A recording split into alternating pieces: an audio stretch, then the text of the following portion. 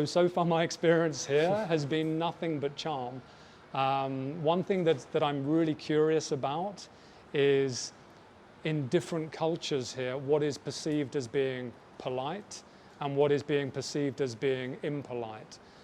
Who gives up a seat on public transport for whom? So it's interesting to see that some nationalities seem to prioritize children and give up a seat for a child on a train. Whereas others, it's more for the elders, or for others, it's me first. That's really interesting to see that. Or like, what? Can you give me an example? Like in Singapore, yeah, in Singapore, elderly. So or no, like no, no, no. Or like the mix, the whole mix of mixed, so total okay, mix. okay. So it's really fascinating. If you're on the MRT and you hang back and you just watch these interactions, because you know there are priority seats in place, right? That people are expected to give up to those that need it more than them. So in the UK, you would only give that up probably to someone that is very, very, very old. And you've got to be careful, because if you give it up to someone that you only think is old, but they're not, you're going to be in trouble. And again, if someone is pregnant, but again, that is a minefield, because if they're not pregnant, you're in trouble. Whereas here, it seems to be there is not a common rule for when you should give up a place. So what I've noticed is a lot of people will perhaps have immediate blinkers on and they won't notice that there is someone that would benefit from a seat. And then in some instances, someone will jump up to give a child a seat. In the UK, that would rarely, I think that wouldn't happen. And then the child will be prioritized over the parents or potentially the elderly. So it's just been really interesting to see those differences amongst different groups as well. So it seems that there are perhaps different rules, or maybe not rules, but different norms for different groups within Singapore, and maybe individual preference as well. But one thing that I've found really interesting is now that I go on public transport, I don't wear a mask now. I used to, and I've stopped wearing it. But I've noticed that a lot of the, and I hope I don't say the wrong thing here, ethnic Chinese, they consistently wear a mask. And I think that that is seen as being important and perhaps being polite. So me as a foreigner not wearing a mask, I wonder how that is received by them. But the flip side of that is I've noticed quite a few older ethnic Chinese people listening to their phone quite loud. They might be watching a movie and no headphones, but full volume. And that is completely normal as well. So it's absolutely fascinating as a new person just to see these different things that in my country, listening to your phone loud on public transport, good luck. You're probably going to end up in a bit of an altercation. Here, that seems to be quite normally accepted. So I love the differences that you encounter no matter where you are in the world. And it's just fascinating to see what is okay, and then to flip that around on myself and think, oh my goodness, what am I doing that other people are seeing, oh my goodness, that guy is incredibly rude and I have no idea. So I think that's one of the joys of living in another country, that you are forced to reevaluate what you do, what is normal, because culture, it's such a hard thing for us to observe of ourselves. It's only when you've been away from your own country and then you go back, like you've been outside of Russia for some time, right?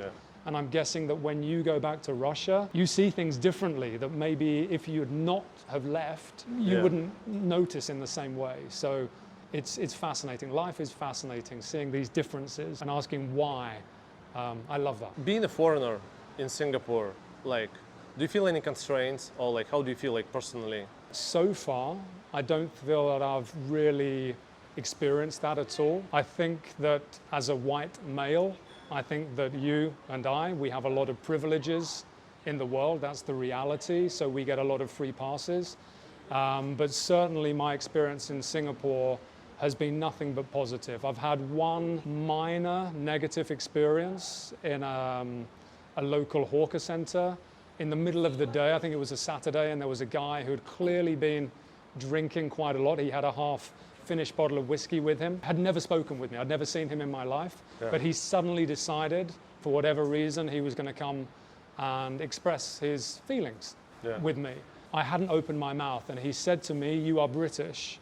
Now, I don't know if I just look British or I was wearing something in particular. I don't think that was the case. No. But he had quite strong anti-British sentiment. So other than him, who did not know that I was British, I've not yet encountered any negativity towards me being from the UK. I'm sure it exists, because why would it not? There's history. But until today, other than one drunk guy, I don't think that's a representative sample.